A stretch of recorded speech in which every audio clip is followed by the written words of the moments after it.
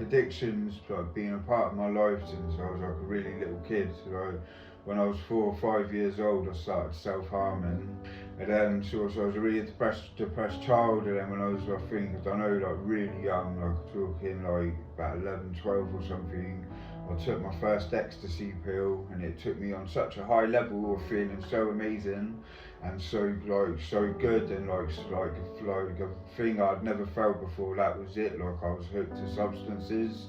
So I got introduced to heroin like at a really young age. I think I first smoked like heroin, crack, well injected when I was about 16, I think it was.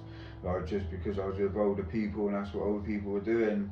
Sort of, and I've been homeless, so I've been made homeless I think because of my drug use and my alcohol use and that. But then so yeah, then like my 30s, when I was talking about 30s, when it sort of triggered in my head that I had enough of this life, but I just couldn't get out of it. So I went and paid to like myself to go stay in a tent by myself in the New Forest for a week and dropped 50 mil of my methadone in 6 days.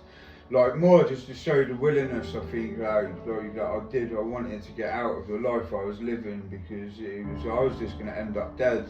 But I think it was the day I come out of detox, or the day after, like Julian House phoned me and sort of done an interview with me, and they phoned me back 10 minutes later and was like, look, we got a room for you tomorrow. So the next day I moved into Julian House, and then that's when my proper recovery journey started, really.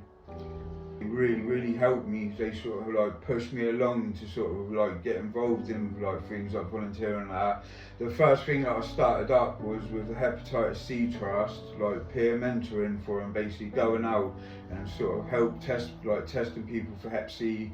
And then like sort of the things that have come from Hep C, like sort of I got like my name's sort of got out there a little bit about like where I've come from and like what I'm doing. So now I sort of peer mentor for Turning Point, a drug and alcohol service, a peer mentor for inclusion, and I'm looking at doing like street pastoring with the church like on weekends too. See, my goals at the moment are sort of to get a flat, because like once I'm in my flat I've already got like basically like job offers from sort of like, do you know what I mean, Hep C Trust and stuff, and then like other things and mainly I've got it because of like how reliable I am now and how sort of like much I have actually sort of got my life together. But the biggest thing that sort of like people like about me is my past and just how honest I am with it. But my end goal is to be working with youth with drug and gang problems, and living